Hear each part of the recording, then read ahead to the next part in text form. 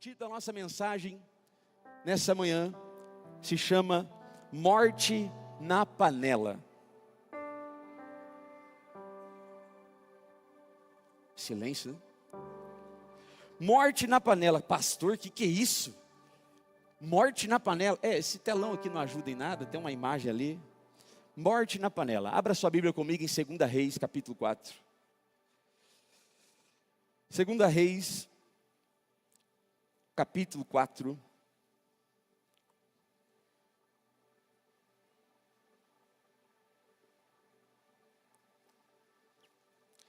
Versículo de número 38.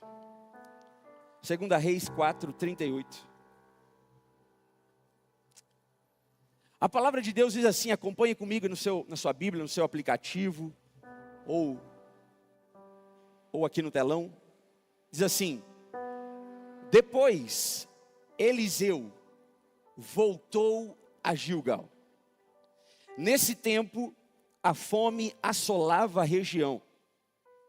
Quando os membros da comunidade dos profetas estavam reunidos com ele, ordenou ao seu servo: ponha o caldeirão no fogo. Em outras versões diz: ponha a panela no fogo e faça um ensopado para esses homens.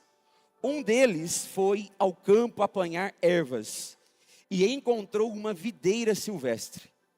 Apanhou alguns dos frutos e encheu deles o seu manto. Quando voltou, cortou-os em pedaços e colocou-os no caldeirão do ensopado, embora ninguém soubesse o que era. O ensopado foi servido aos homens, mas logo que o provaram, gritaram: homem de Deus, há morte na panela. Assim não puderam mais comê-lo. Então Eliseu pediu um pouco de farinha, colocou no caldeirão e disse: sirvam a todos. Desse modo, já não havia nada no caldeirão que lhes pudesse fazer mal. Feche os seus olhos, curva a sua cabeça. Senhor, esta é a tua palavra, Senhor. A tua palavra que é a verdade absoluta em nossas vidas. A tua palavra que tem poder para curar, para libertar. A tua palavra que nos dá conhecimento. A tua palavra que nessa manhã eu tenho certeza que vai entrar nos nossos corações e vai gerar algo novo, vai gerar transformação em nós. Fala conosco nessa manhã, Senhor, através da tua palavra, da mensagem que o Senhor tem para nós.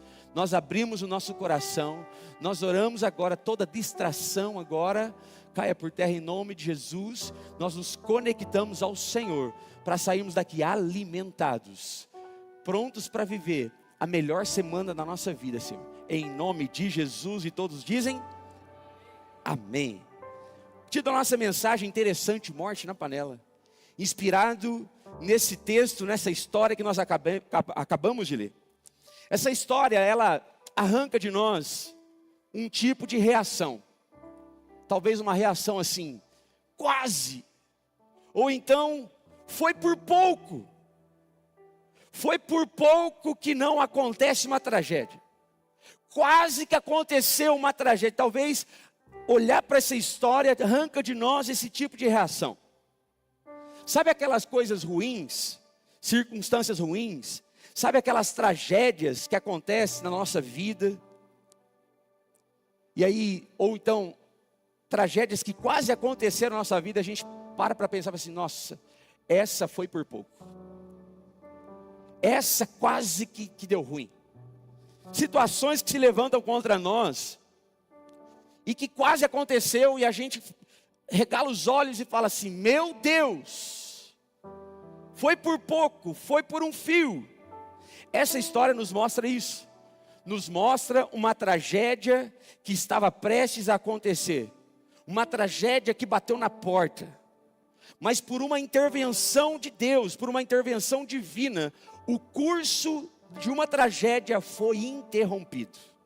Porque Deus interviu numa situação, porque Deus teve a bondade, a graça de intervir naquela situação. Uma tragédia foi interrompida, o curso de uma tragédia foi mudada. E houve ali livramento. Repita comigo, livramento. Pastor, mas que tragédia é essa que quase aconteceu ali? Por conta de um descuido, por conta de uma distração de uma pessoa que tinha uma responsabilidade. Uma erva venenosa que foi colhida, cortada e colocada dentro de um caldeirão, acabou indo para aquela panela. Um alimento que iria alimentar um grupo de aproximadamente 120 pessoas. Então imagina a tragédia. 120 pessoas se alimentando daquela comida envenenada. Ia matar todo mundo.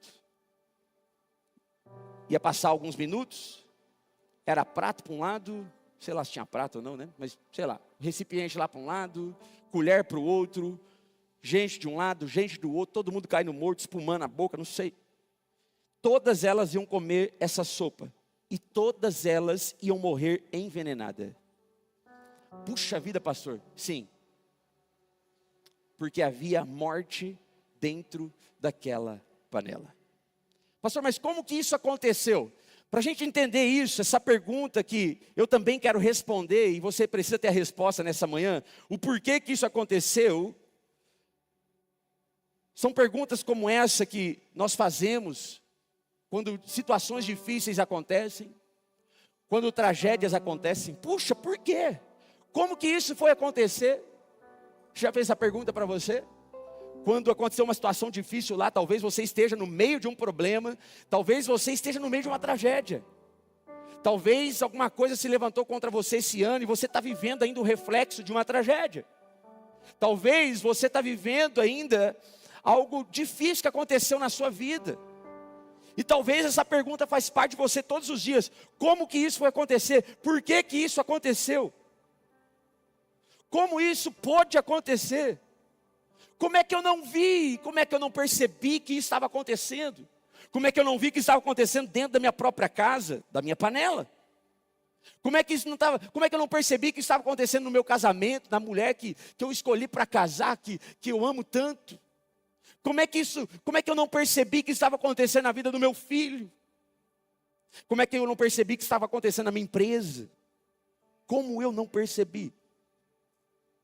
Para a gente ter uma resposta dessas perguntas, é importante a gente entender o contexto e como tudo isso aconteceu, para quase essa tragédia acontecer. Para que aquela erva venenosa chegasse naquela panela, houve um caminho percorrido. Não apareceu ali do nada. Não apareceu ali por coincidência. Porque nada acontece por acaso, queridos. Deixa eu falar uma coisa para você. Aquilo que talvez esteja acontecendo na sua vida, nada acontece por acaso.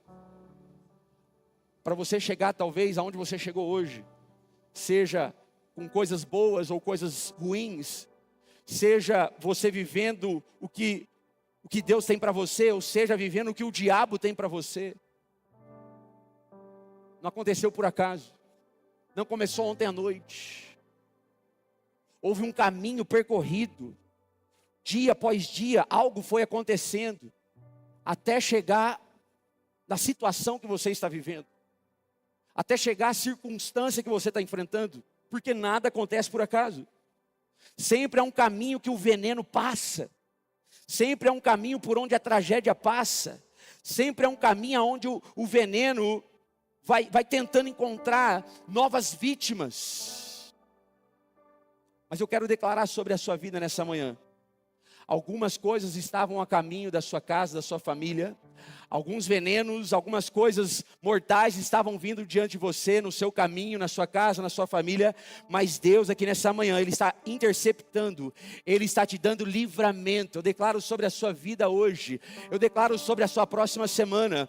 Tinham situações se levantando contra você, tinham venenos vindo para o seu caminho, tinha situações ruins vindo no seu caminho. Mas porque você está aqui nessa manhã, porque você está na presença do Senhor, porque você está na casa do Pai, eu declaro: o Senhor Senhor está interrompendo agora tudo aquilo que vem causar mal sobre a sua vida, tudo aquilo que vem causar dano sobre a sua casa, tudo aquilo que vem causar morte na sua vida, na sua família, no seu casamento, nos seus filhos. Eu declaro nessa manhã, livramento. Essa é a palavra de Deus para mim e para você nessa manhã. Livramento de Deus. Mesmo que os seus olhos não vejam, mesmo que o seu coração não sente, o Senhor nessa manhã está livrando você, a sua casa, a sua família, em nome de Jesus. Se você crê, aplauda ao Senhor, glorifica o nome de Jesus. Você está na casa do Pai, você está na igreja, você está no corpo de Cristo, em nome de Jesus.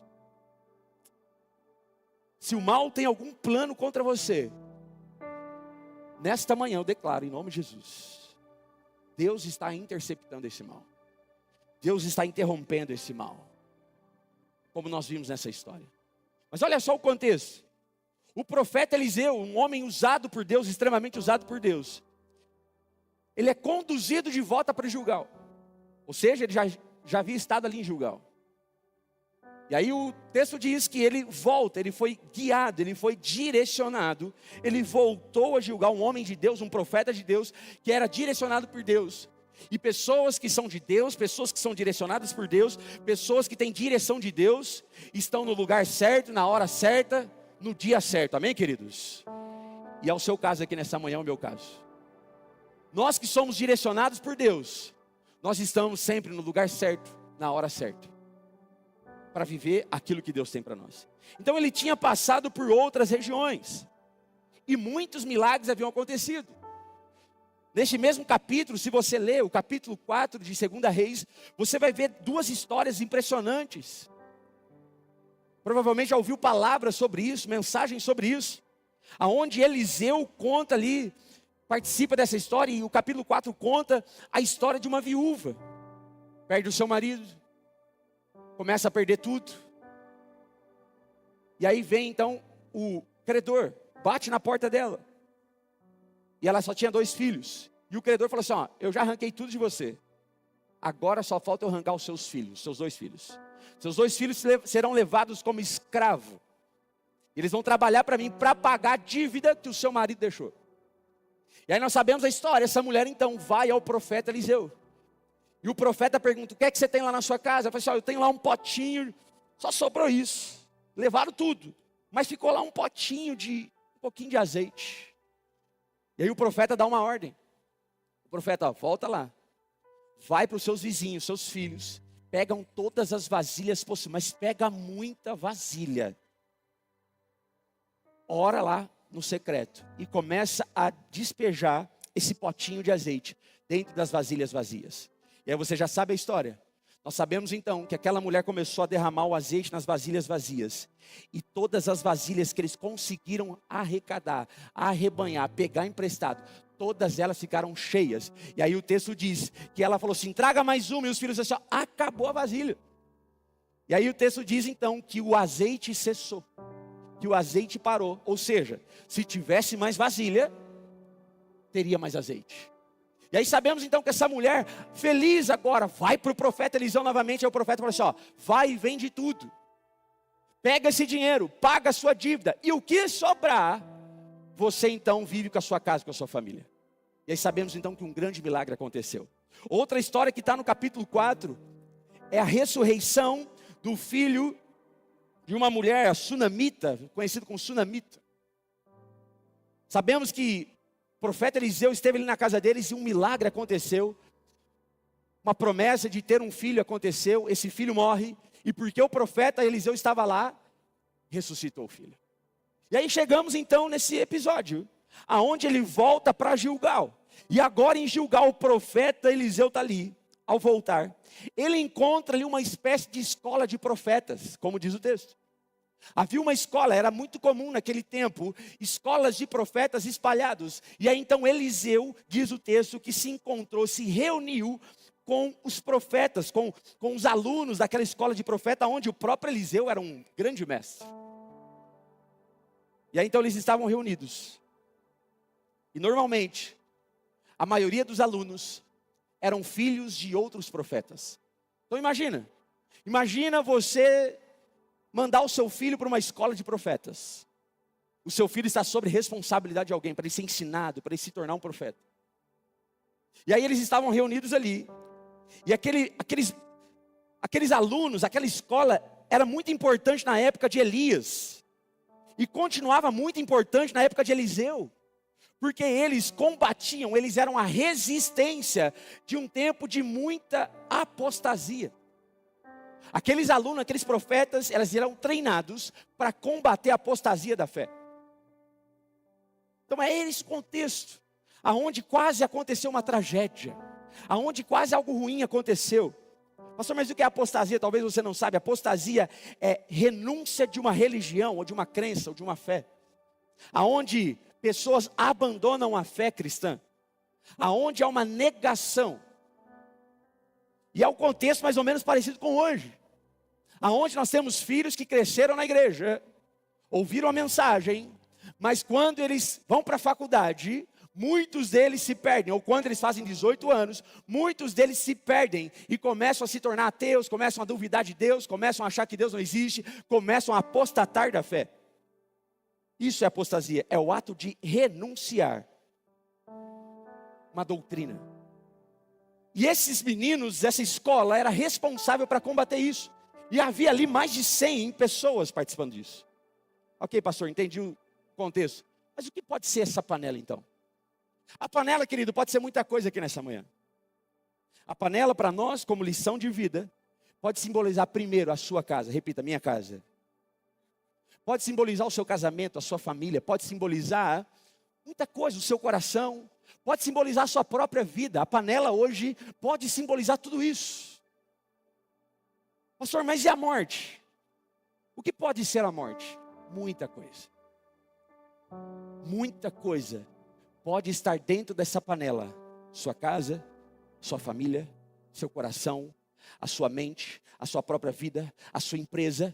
Tudo aquilo que é seu, tudo aquilo que pertence a você, pode ser essa panela. E muita coisa pode estar dentro dessa panela, simbolizando a morte. É como se fosse um veneno que está ali, ó, dentro, fazendo parte. E aos poucos, sem perceber, vai morrendo. Vai secando. Vai minando as forças. Um veneno que talvez você não está percebendo que está ali na panela. Mas que aos poucos vai tirando a sua vontade de viver, vai tirando a sua fé, vai tirando a sua força, vai tirando o seu ânimo, vai tirando a sua crença, vai tirando Jesus do centro, vai tirando tantas coisas de você. E você talvez esteja nesse cenário, como uma panela que tem veneno dentro, a ponto de morrer. Olha só o contexto. Quase que uma geração toda foi interrompida. Quase que uma nova geração de profetas foi interrompida por causa de um pequeno veneno. Um momento de descuido. Um momento onde baixou a guarda. Um momento onde parou de lutar. Um momento que parou de vir para a igreja. Um momento onde a luta se levanta e você corre para tudo menos para Deus. Um deslize. Um desânimo. Um descuido. É suficiente para quase matar toda uma próxima geração de profetas. Você está querendo dizer, pastor? Talvez exista um veneno na sua vida, talvez exista um veneno dentro da sua casa, que está matando a próxima geração bem devagarinho e você nem está percebendo. Talvez existam hábitos ainda na sua vida, no seu cotidiano, no seu dia a dia, que está matando a sua casa, a sua família, seu casamento, seus filhos, e talvez você nem esteja percebendo. Mas Jesus trouxe você aqui nessa manhã para dizer: eu posso intervir na sua vida, eu posso intervir na sua panela, eu posso intervir no seu casamento, eu posso intervir nos seus negócios, eu posso intervir no seu coração, eu posso intervir nas suas emoções. E aquilo que era para a morte, Jesus essa manhã pode transformar em vida. Jesus essa manhã pode transformar em bênção. Se você quer, dá um glória a Deus bem forte. Ok, pastor, entendi então esse cenário. O que nós queremos dizer então? Morte na panela. Mas quando há então esse veneno na panela? Como é que eu posso identificar se há veneno na panela? Se há veneno em casa? Se há veneno no meu coração? Primeiro, quando existe escassez espiritual. Primeira coisa, é quando existe uma escassez espiritual. Olha o que está acontecendo aqui. O texto começa dizendo que depois que Eliseu voltou a Gilgal, nesse tempo, havia uma fome assolando a região. Um tempo de fome, um tempo de escassez, um tempo onde um prato de comida valia ouro. Então a fome assolava a terra, não tinha comida. Se você continuar lendo Reis, segunda Reis, você vai perceber, vai ler que lá no capítulo 6, a fome era tanta, esse aqui era apenas o começo da fome. A fome aumentou tanto naquela terra, o texto diz que as próprias mães começaram a cozinhar os seus próprios filhos e a comer os seus próprios filhos, de tamanho a fome que assolava aquela terra. Isso é Bíblia. A escassez era tanto, a fome era tanto, que começou o ato de canibalismo. A fome era tanto que era vendido naquele tempo esterco de pombo para comer. Só que era tão raro que valia muito, porque estava em falta. Um esterco de pombo alimentava pessoas, de tanta fome que eles tinham. Então nesse cenário que estava começando a fome, ainda não tinha chegado num grau pior. Aqui era o início do problema. A escola de profetas estavam já sentindo os primeiros impactos da fome que seria estabelecida naquela região. E a situação então estava só começando, porque a comida já estava escassa. E é isso que a fome faz com a gente. Quem já passou fome aqui, gente? Quem já passou fome? Poucos aqui, mas alguns já passaram fome. Esses dias eu perguntei assim para o Arthur, qual é o pior sofrimento que você já passou na vida? Ah, pai, passar fome. Ah, não. Você está de brincadeira comigo? Sim, pai. Aquele momento assim, que vai chegando perto da hora do almoço, a mamãe não vai logo, fica demorando para fazer a comida. Aquela comida que não cozinha logo. Aquele franguinho que está lá no forno e não assa logo. Aquele momento é muito sofrido, pai. Dói tudo. Falei, filho, você não sabe o que é passar fome. Eu comecei a falar para ele o que são pessoas que passam fome de verdade. Talvez seja o seu caso aqui, talvez um dia você já passou escassez. Ou talvez existam pessoas aqui no nosso meio que talvez esteja nesse tempo de escassez. Quero dizer para vocês, não precisa passar por isso sozinho, venha nos procurar. Nós queremos abençoar você, nós queremos dar alimento para você. Uma coisa que eu não admito aqui nessa igreja, são pessoas passando fome. Quem está comigo aqui? Não, você não entendeu. Quem está comigo aqui? Ninguém pode passar fome numa comunidade como essa. Ninguém. Nós temos um ministério para você, não precisa passar fome aí do que você está passando. O mínimo que a gente pode fazer por você é te dar alimento. Mas esse era o cenário. E as consequências da fome no ser humano, elas são vastas. Elas afetam a saúde física. Elas afetam o desenvolvimento cognitivo. Elas afetam a saúde mental. Podendo levar a uma desnutrição. Pode levar a um enfraquecimento do sistema imunológico. E aí doenças crônicas podem surgir. E em casos extremos, a fome também pode levar à morte. Na infância, por exemplo, os danos no desenvolvimento cerebral podem ser permanentes. Em adultos, quando adultos. A falta de energia pode causar problema no raciocínio. E tantas outras coisas, traumas, desmaios. Aumenta o risco de acidentes. Olha o cenário. Aquele povo estava faminto. E aí o profeta chegou e falou assim, não, a gente não pode ficar com fome aqui. Nesse meio de escassez, não pode passar fome. E talvez, querido, você não está passando fome aqui na barriga. Mas talvez há uma escassez espiritual sendo estabelecida na sua vida e você nem está percebendo. Você não ora mais. Você não lê mais Bíblia. Você não adora mais.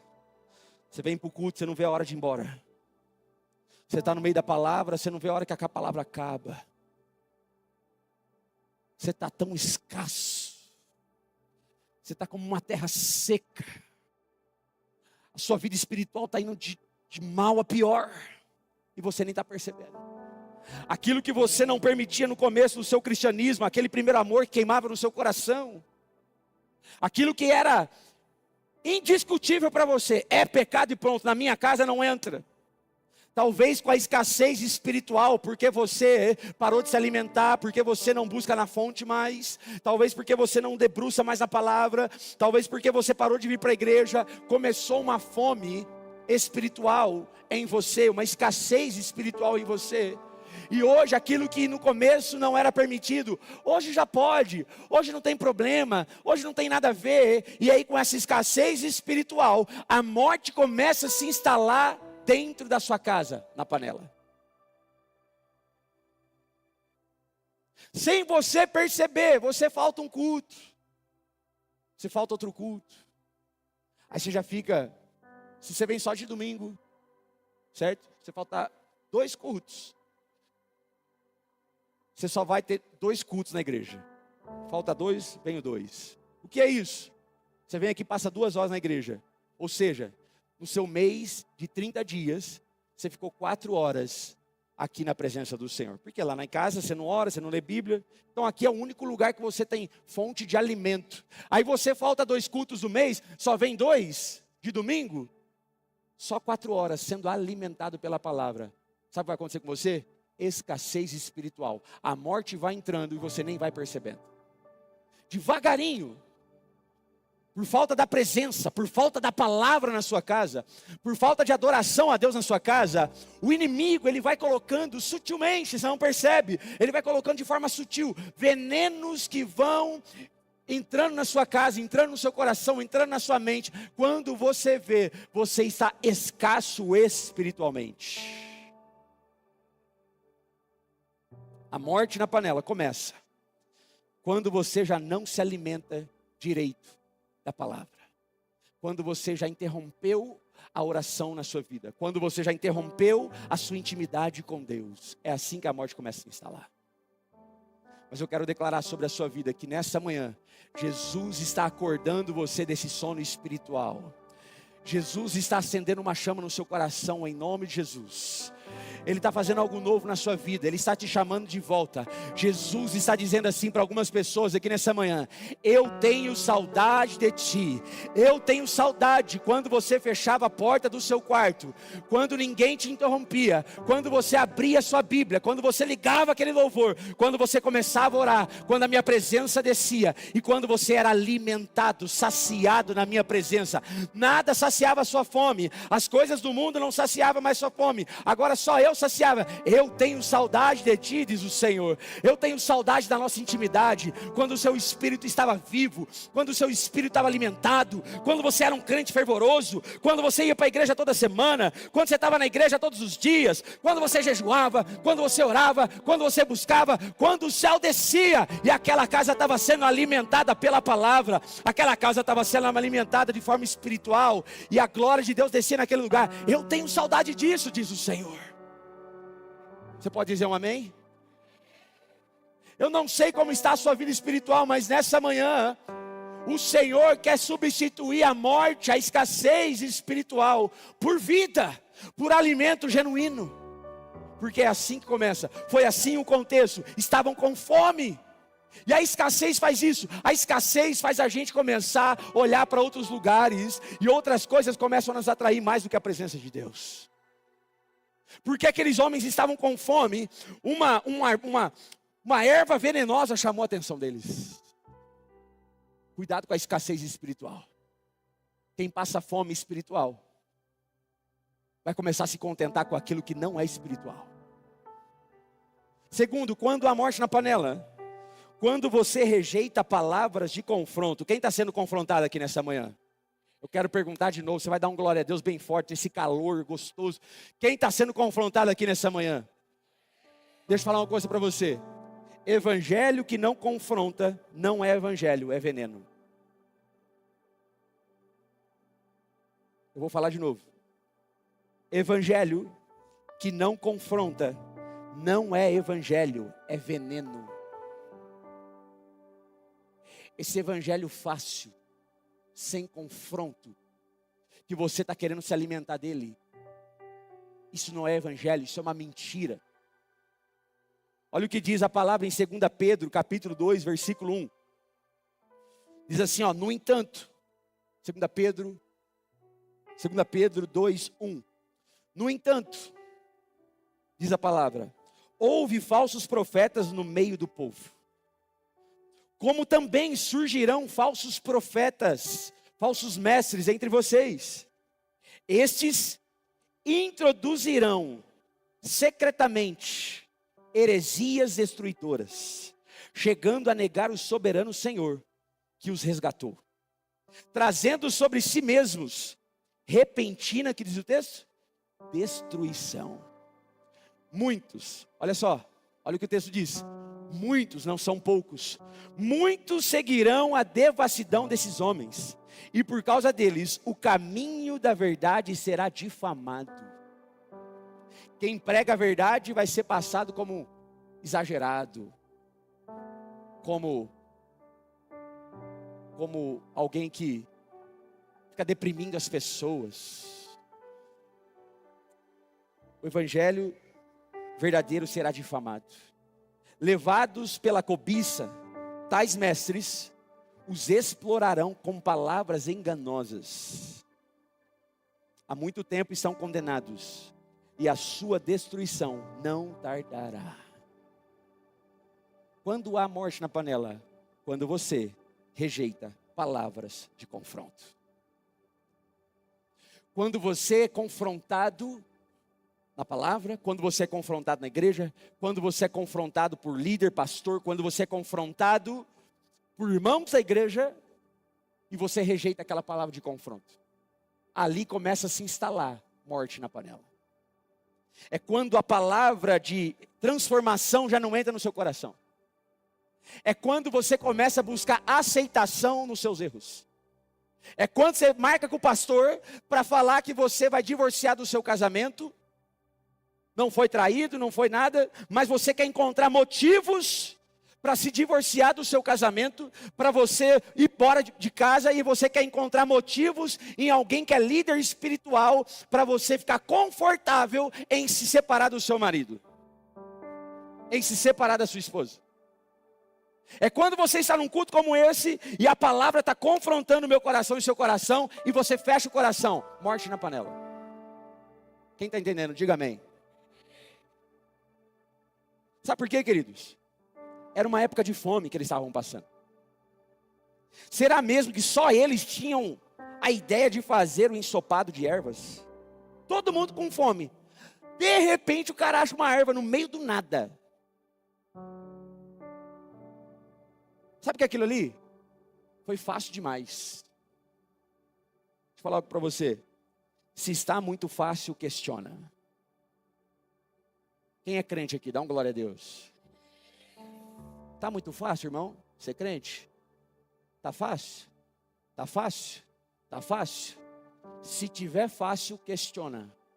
Porque se tiver fácil a sua vida cristã, significa que o veneno, a morte já se instalou no seu coração. Se você não tem uma lista do que você precisa ser transformado, se você não tem uma lista do que você precisa ser mudado, você não está sendo confrontado. E quem não é confrontado vive morte na panela. É por isso que meu compromisso aqui, irmão, não é pregar aquilo que você quer que seja pregado. O meu compromisso com a igreja Conviva não é pregar um evangelho fácil, um evangelho coach, um evangelho sem confronto. O meu compromisso com essa igreja, o meu compromisso com Deus em primeiro lugar, é confrontar você na palavra, para que o seu coração seja transformado. Porque quem não é confrontado na palavra, vive morte na panela. Era para você dar um glória aí. Então, se está muito fácil, é porque alguma coisa está errada. Queridos, os dias são maus. O inimigo quer nos cegar. O inimigo quer nos guiar por aquilo que é fácil. Mas a porta ainda continua estreita. As pessoas não querem o difícil. As pessoas não querem o confronto. As pessoas querem um jeito fácil. Não querem mais renúncia. Cuidado, por quê? Porque aquilo que é fácil talvez tem veneno lá dentro. Aqueles homens saíram lá e foram lá, buscou uma erva. Ai, que legal, olha, facinho. Vamos pegar, vamos cortar, vamos pôr na panela.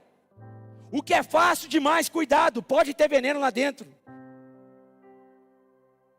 Se está muito fácil, começa a perguntar, por que está fácil? Sabe o que aquele homem fez? Olha só, foi dada uma ordem. O servo de Eliseu, vai lá e cozinha, faz um ensopado. Ok. Aí o texto diz que o servo foi e começou a fazer um ensopado. Aí o texto diz também que outro homem que estava ali foi lá colher algo que estava fácil. Colheu algo que estava fácil. E não perguntou, se está fácil, tem alguma coisa errada. Está todo mundo com fome, como que ninguém comeu essa erva aqui? Cuidado com os alimentos fáceis que você está ingerindo na sua boca. Cuidado com o YouTube, irmão. Cuidado com as doutrinas que estão sendo pregadas. Cuidado com isso. Porque o inimigo está doido para derrubar você com falsas doutrinas. O inimigo está doido para pegar você em falácias de falsos mestres. E aí o texto diz que aquele homem encheu a sua capa com a erva, que eu não sei o nome, está aí no texto. Pô, ele achou tanto que ele encheu a capa. Está fácil. E o que era usado a capa naquele tempo? A capa era usado como um símbolo profético. Normalmente todo profeta tinha uma capa. E ele estava sendo treinado, não sabemos quem foi, mas ele estava sendo treinado para ser um profeta. E durante o treino, olha o que ele fez. Ele pega algo envenenado, põe dentro da capa. Sabe o que nos ensina? Que a panela foi envenenada, mas a autoridade dele também foi envenenada primeiro. E sabe o que o diabo mais quer? É que a sua autoridade seja envenenada com falta de confronto. Para que você seja um pai, lá dentro da sua panela, sem autoridade. É isso que o diabo mais trabalha. Ele quer que o pai e a mãe percam a autoridade sobre o filho. Porque o filho começa a estar envenenado. Fala para eu ser crente, mas não dá exemplo de crente. O que o diabo mais quer é ver pessoas manchando a autoridade. Por quê? Por falta de confronto. O que o inimigo quer são pais desacreditados dentro das suas próprias casas. São homens desacreditados dentro do seu próprio casamento, dentro do seu próprio negócio. Porque se envenenou com aquilo que é fácil. Lá no trabalho, está fácil demais, irmão, ganhar dinheiro. Seu negócio está fácil demais, esses caminhos que todo mundo oferece. Veneno. Uma hora a conta chega. Uma hora a morte bate na porta. Evangelho não é conforto. Evangelho é confronto. Se você crê nessa verdade, aplauda ao Senhor em nome de Jesus.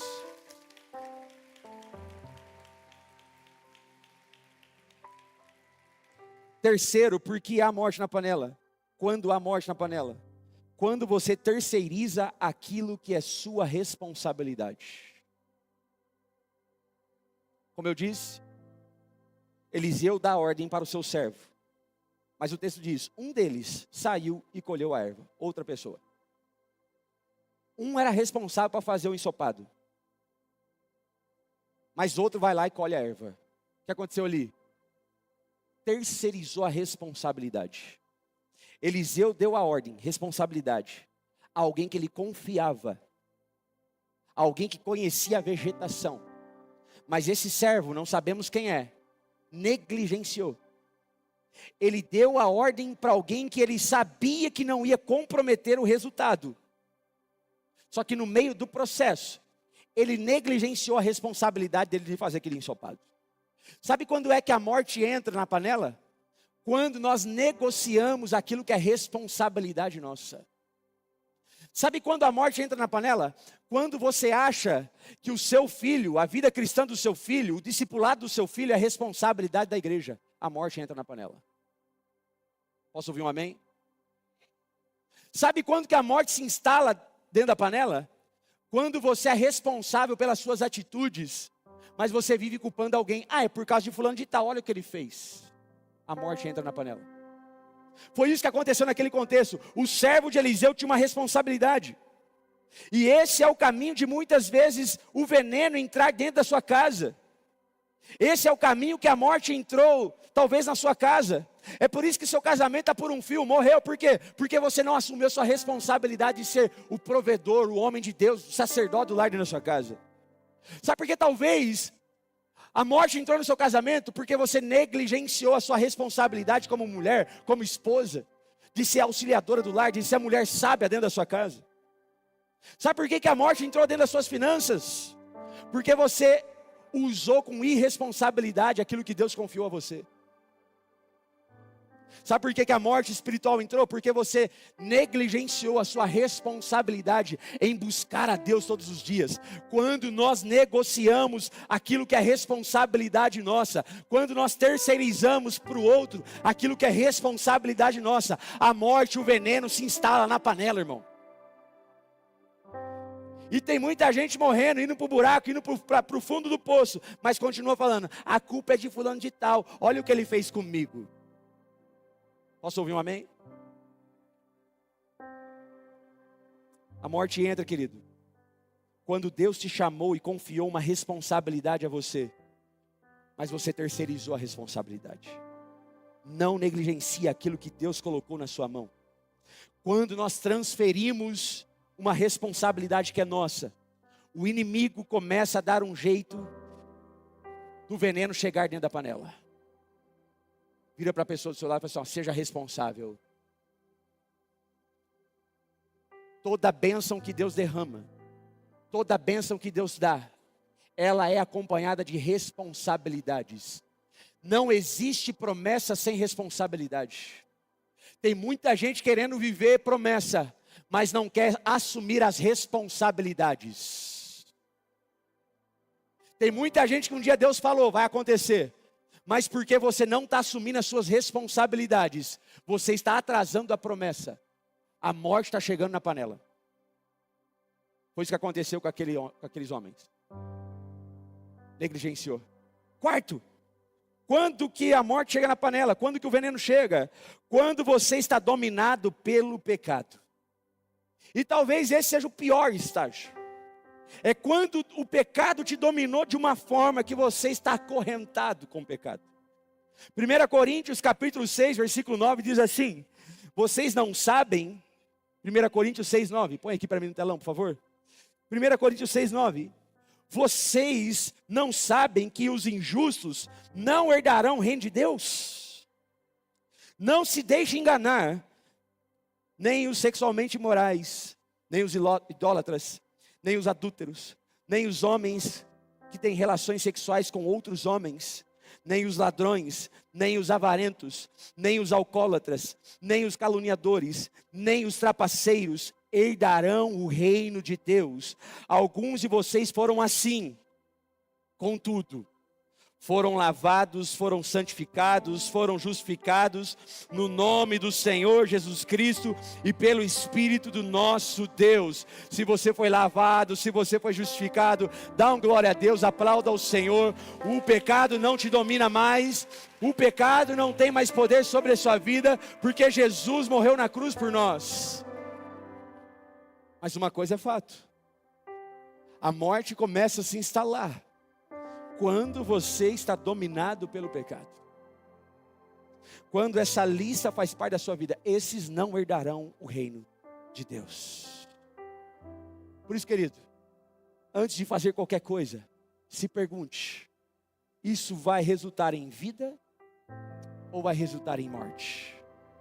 O que eu estou trazendo para dentro da minha casa, o que eu assisto na Netflix, o que eu assisto na televisão, o que eu escuto, talvez para você, fale assim, tem nada a ver. Deixa eu fazer uma pergunta aqui. Quem aqui teve um pai alcoólatra dentro de casa? Levanta a mão. Levanta a mão. Bem alto, sem medo. Quantas pessoas?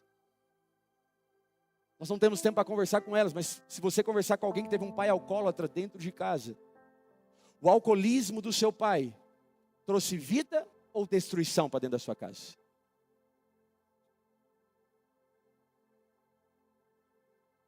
Tudo aquilo que você permite que é pecado entrar dentro da sua casa, isso gera destruição.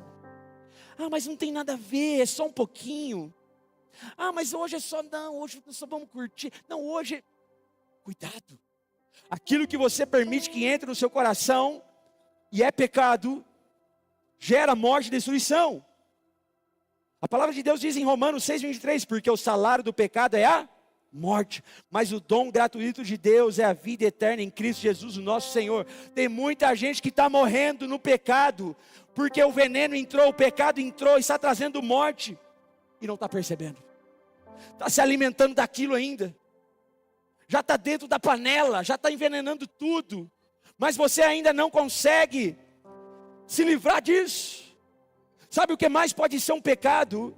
As suas palavras. As suas palavras podem ser o próprio veneno de dentro da sua casa, de dentro da sua panela. A palavra de Deus diz em Tiago capítulo 3, versículo 7, a espécie humana toma e tem domado toda espécie de animais, aves, répteis e criaturas do mar, mas ninguém consegue domar a língua. É um mal incontrolável, cheio de veneno mortífero. Talvez a sua boca está fazendo você pecar, e porque a sua boca está fazendo você pecar, a sua própria boca está trazendo o pecado, está trazendo a morte para dentro da sua casa, dentro da sua panela.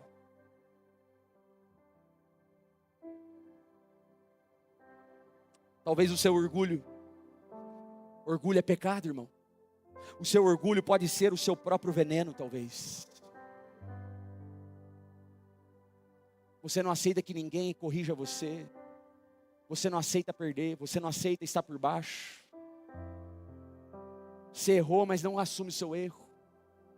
O orgulho é um dos piores pecados que existe. Talvez isso está trazendo morte para dentro da sua panela e você nem está percebendo. E quinto e último, quando que o veneno se instala dentro da panela? Quando que há morte na panela? Quando você não tem coragem de gritar por ajuda.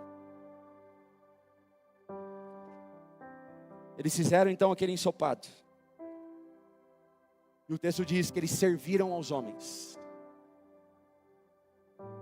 Eles serviram aos homens.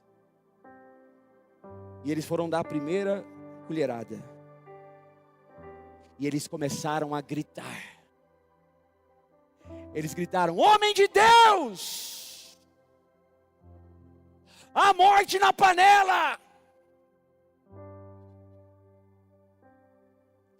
Talvez a morte está se instalando porque você não tem coragem de denunciar o seu pecado, o seu veneno, aquilo que está matando você. Aqueles homens, assim que eles perceberam o veneno, eles pararam e denunciaram o pecado, denunciaram o veneno, denunciaram aquilo que queria matar eles. Sabe por que eles não morreram? Porque antes deles dar a segunda colherada, eles denunciaram: tem morte na panela. Sabe por que tem muita gente morrendo? Porque você dá a primeira colherada, você percebe o veneno, mas você está com tanta fome, você quer tanto alimentar sua carne, você está tão olhando para aquela circunstância, que você vai dar a segunda colherada. Aí você dá a terceira. Ué, parece que tinha veneno, mas não aconteceu nada. Aí você dá a quarta.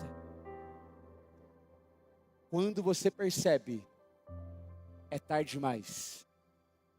Já tomou o veneno todo. Já caiu de cabeça. Aquilo que era só uma tentação, e você podia ter pedido ajuda para a morte não entrar na panela, você permitiu que aquilo fosse fazendo parte do seu dia. Você foi normalizando aquilo. Quando você percebeu, aquilo já fazia parte de você, e aquilo estava envenenando você, e para muitos chegando à morte. Essa morte pode ser física ou espiritual. Quantas pessoas morreram no alcoolismo? Quantas pessoas morreram na droga? Quantas pessoas que foram deixando aquilo e não pediram ajuda?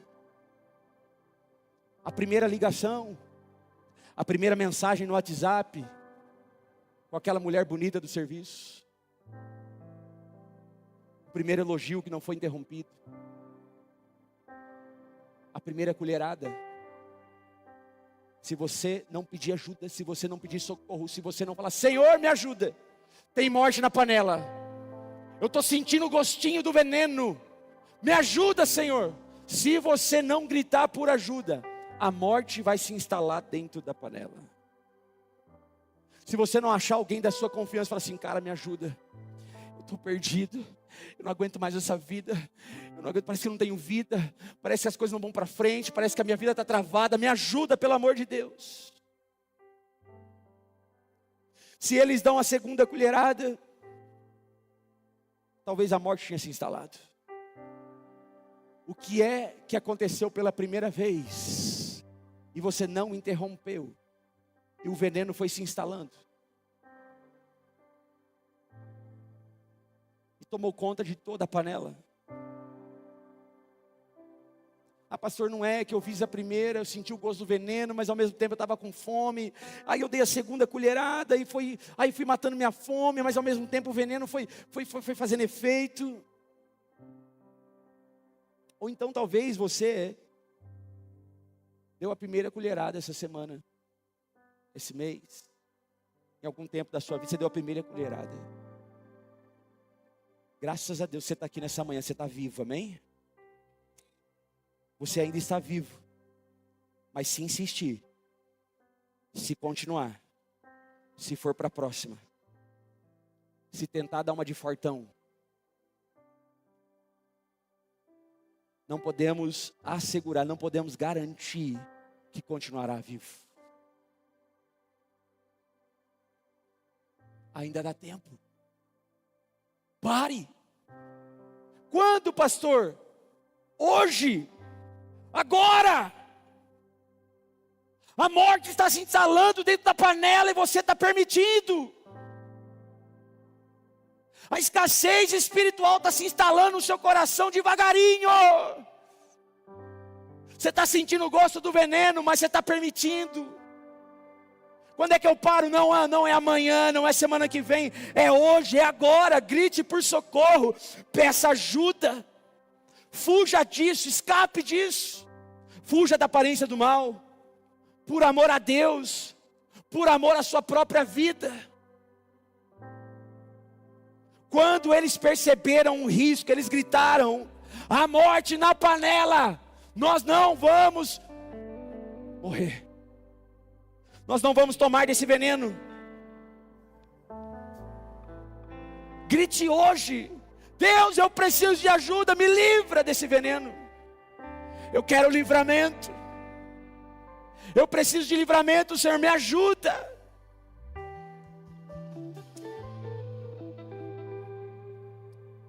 Mas sabe qual é a esperança? A esperança é a farinha.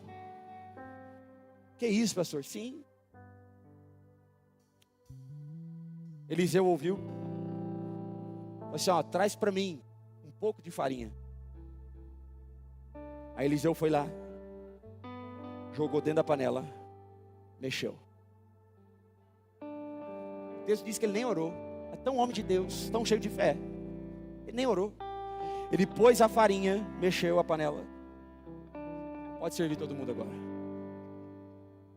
E todos comeram. E ninguém, repita comigo, ninguém morreu. Pastor, o que isso significa para nós? Que Deus não abre mão de você. Deus não abre mão de você. Você pode até estar perdido, mas a panela não vai se perder. Você pode até ter perdido uma porção, serviu lá. Eu acho que eles, o que já serviu, joga fora. É uma porção pequena, joga fora, passou. Mas e a panela? Não, a panela não vai perder não. Joga a farinha aí dentro, porque a farinha vai restaurar. Ah, mas a panela está envenenada. Ah, a panela está cheia de morte, cheia de veneno. Está podre. Joga fora a panela. Deus fala assim, ó, não joga a panela fora não. Joga fora a porção. Foi só Foi só um pedaço. Eu vou dar um jeito na panela ainda. Eu tenho restauração na panela ainda. Eu tenho algo para fazer nessa panela aí. Deus está dizendo assim, ó, pode ter perdido uma parte. Talvez uma porção foi embora. Talvez essa porção não volta mais. Mas Deus está falando assim, ó, ainda tem salvação. Ainda tem propósito. Eu não abro mão. Eu não sei como foi a sua vida até aqui. Eu não sei quanto de veneno, quanto de morte você carregou até aqui. Eu não sei o que você praticou, eu não sei quais são os seus pecados. Mas Deus está dizendo para mim e para você nessa manhã: eu não abro mão de você. Deus não abre mão da sua história. Eu tenho um novo começo. Eu tenho restauração. Eu tenho perdão. Eu tenho salvação. Eu tenho libertação. Porque Deus não abre mão de nós. Deus não tem lixo. Deus não joga fora. Deus restaura. Deus reestabelece. Deus faz nova todas as coisas. E Ele está aqui nessa manhã. Ele está dizendo para mim e para você: você pode talvez ter sentido o gosto do veneno. Até aqui pode ser carregando morte, carregando veneno. Mas eu tenho uma obra maior. Eu tenho salvação para a sua vida. Eu tenho graça para derramar sobre você. Eu tenho perdão para os seus pecados. Eu tenho salvação para esse casamento. Eu tenho salvação para essa família. Eu tenho algo novo para fazer na sua vida, na sua história, na sua família. Se você crê nisso, aplauda ao Senhor. Glorifica o nome de Jesus. Oh, aleluia. Queridos, não é outra sopa, não é outra panela, mas é a mesma sopa, a mesma panela, salva, perdoada, justificada, purificada agora. Pode tomar, não vai matar não. Quanto a farinha, quando Jesus entra na vida, Ele não desperdiça, Ele não joga fora. Jesus, Ele salva a gente. Agora deixa eu fazer uma pergunta para você. Para que serve farinha? Mais específico, para que serve farinha de trigo? Para que, gente? Fazer o quê? Pão. Fazer pão. Olha só, 2 Reis, capítulo 4, versículo 42. A história continua dizendo assim, ó: um homem veio de Baal-Salisa, trazendo ao homem de Deus 20 o quê? 20 pães de cevada, pois os primeiros grãos da colheita, e também algumas espigas verdes. Então Eliseu ordenou ao seu servo: sirva a todos. O auxiliar de Eliseu perguntou: como poderei servir isso a 100 homens? Eliseu, porém, respondeu: sirva a todos, pois assim diz o Senhor: eles comerão e ainda sobrará. Então ele serviu todos. Repita comigo: todos. Todos comeram e ainda sobrou, conforme a palavra do Senhor. Deixa eu falar algo para você nessa manhã. Quando o pão é repartido, quando o pão é repartido e é distribuído entre nós, ali flui vida. Deixa eu fazer uma pergunta: quem é o pão vivo que desceu do céu? Quem é que foi partido na cruz? Jesus está dizendo assim, ó: você até agora estava se alimentando daquilo que é veneno, você até agora estava carregando aquilo que é morte, mas quando a farinha é derramada, a farinha faz o pão. Eu sou o pão vivo que desceu do céu. Quando eu entrar na sua panela, quando eu entrar na sua vida, quando eu entrar na sua casa, quando eu entrar no seu casamento, quando eu entrar nos seus negócios, quando eu fazer parte do seu coração, tudo aquilo que era morte, agora é vida, agora é paz, agora é alegria. Agora eu faço todas as coisas novas. Agora você pode comer do pão vivo que desceu do céu. Agora você pode se alimentar de algo que te dá vida, de algo que traz vida, de algo que traz perdão, de algo que traz reconciliação, porque Ele é o pão vivo que desceu do céu. Ele é o pão que limpa, Ele é o pão que restaura, Ele é o pão que purifica, Ele é o pão que alimenta as nossas vidas e nos sustenta todos os dias. Se você crê nisso, aplauda ao Senhor mais uma vez. Fica de pé no seu lugar e aplauda o pão vivo, o pão que alimenta, o pão que traz vida. Aplauda, aplauda Jesus. Glorifica o nome de Jesus. Ele está aqui nessa manhã. Ele faz nova todas as coisas. Ele cura, Ele liberta, Ele transforma. Jesus faz nova todas as coisas. Faz nova todas as coisas.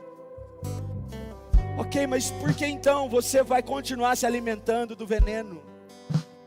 Jesus está perguntando só se eu sou o pão vivo que desceu do céu, se eu sou provedor, porque é isso que aqueles homens tiveram. Eles tiveram uma provisão do céu. O pão chegou lá para alimentar eles. Jesus está perguntando assim, ó, se eu sou o pão vivo que desceu do céu, por que é que você vai continuar se alimentando do veneno? Jesus está dizendo assim, ó, para que buscar comida lá fora onde só tem veneno? Para que buscar comida lá fora onde só tem morte? Se eu sou o pão vivo que desceu do céu para te dar vida.